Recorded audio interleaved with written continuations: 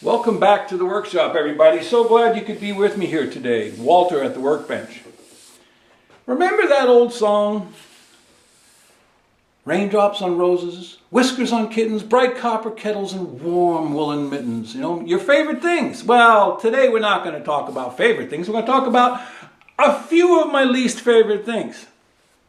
First up, walnut. Don't like walnut. Never did. I've turned it, I've carved it, I've planed it, I've sawn it, I've done just about everything to it. Don't like it. Is it pretty?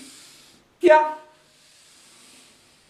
But, and here comes that but. Remember, everyone has a but.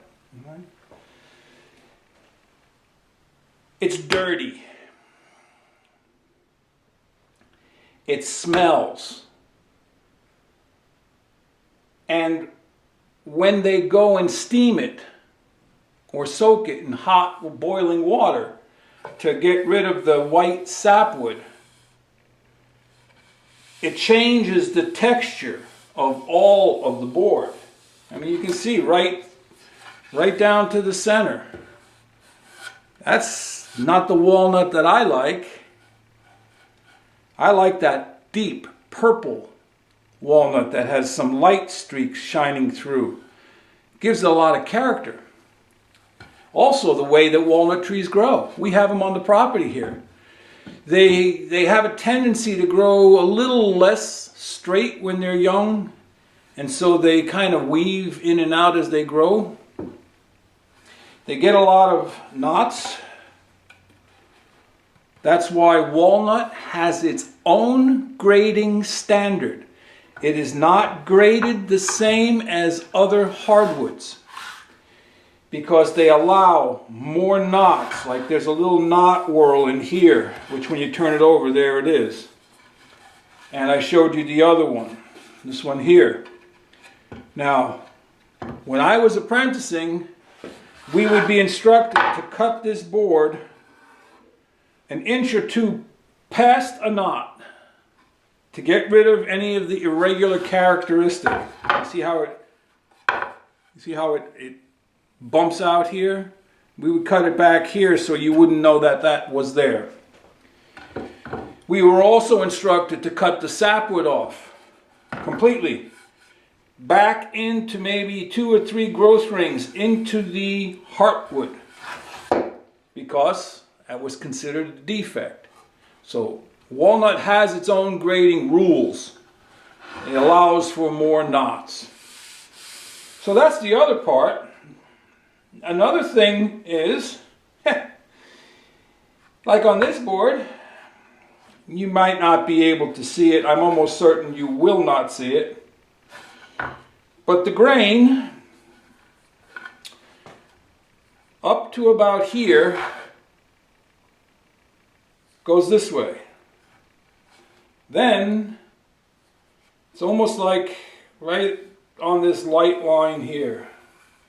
It reverses and goes this way. So, can I handle it? Sure I can handle it.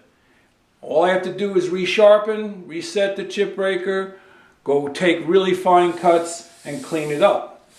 Or I can put in my back bevel blade, or I can reach for my Lie-Nielsen number 62 with a high angle blade.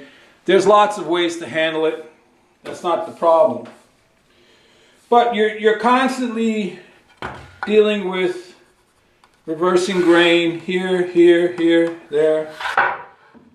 So there you go. Now, my least favorite part of walnut is this. Even if I get air-dried, rich colored, purple, browns, dark, just beautiful walnut, and I build a piece, if somebody puts that near a window and the sunlight comes in, eventually it will bleach out and it will look a lot more like the light sections in this board. Okay, like that, there, over here. So walnut starts out reasonably light, then when you finish it, it goes dark. But then over time, it goes light again. That's why you'll find some Danish modern furniture that was made in either teak or walnut. And over time, you put the two side by side and they kind of have the same hue. Okay, the teak gets a little richer and stays there, but the walnut just gets lighter. So there's a few of my least favorite things. And I mean, it does make nice shavings. Nice milk chocolate shavings. Here you can see where I cut through the sapwood. So you can see the heartwood and the sapwood.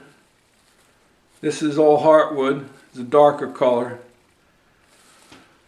If you found this video useful, helpful, maybe entertaining, give it the old thumbs up, give it a like.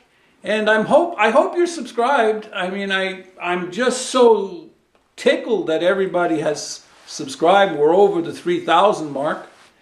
But do me a favor. Share this video with other people on your social media, on Facebook, in the groups that you're in.